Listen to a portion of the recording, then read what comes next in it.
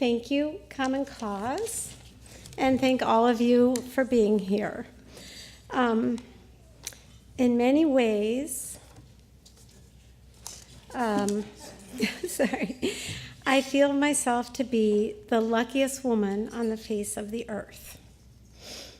Not only have I had the joy of working for justice for 40 years, but I've been mentored by some truly amazing people, like Lois Gibbs.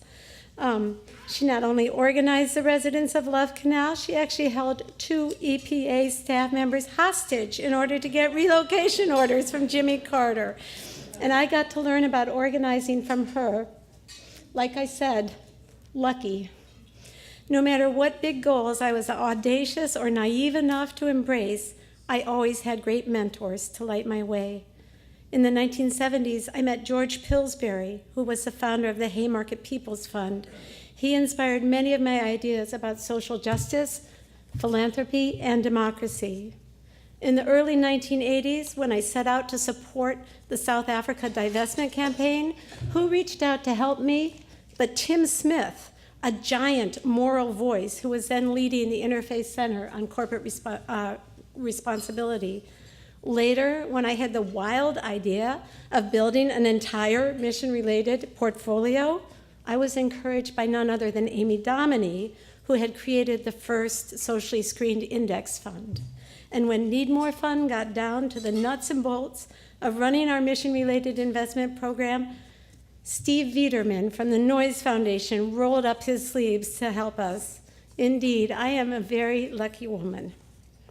Then, in 2008, when I started organizing around system change and building a new economy, I was supported by visionary leaders like the great environmentalist Gus Speth and Common Cause's own Miles Rappaport, who was then leading Demos. Like I said, how lucky can you get? In many ways, the greatest blessing anyone can receive is to see the ideas and values they believe in and labored for, often in lonely rooms and against great odds, embraced and advanced by brilliant and aspiring new leaders.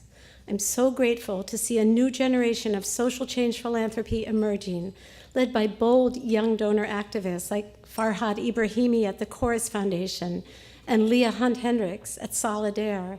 And I'm thrilled to see the powerful campaign to divest from fossil fuels led by my own dear friend Adelaide Gomer and others. And best of all, I'm inspired to be working with dedicated young activists in the new economy movement like Mike Sandmel and Cheyenne Weber. Thank you for bringing your passion, energy, and brilliance to the ongoing struggle for democracy and justice. So last week, somebody asked me, Sarah, what are you getting this award for? And you know, I had to stop and think. And I finally said, I don't know. I think I'm getting it for making big plans and never quitting. Whatever I did.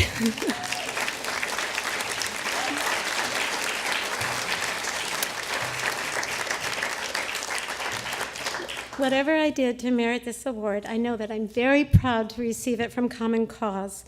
No organization better symbolizes the steadfast fight to defend and expand democracy and political equality. Since 1970, Common Cause has worked to limit money in politics, expand and protect voting rights, promote the public financing of elections, and end partisan gerrymandering. They play a key leadership role in the Democracy Initiative, a groundbreaking coalition of labor, environment, and civil rights groups working together on good government issues. And this very weekend, they are co-sponsoring the Democracy Awakening, a historic mobilization against money in politics in Washington, D.C.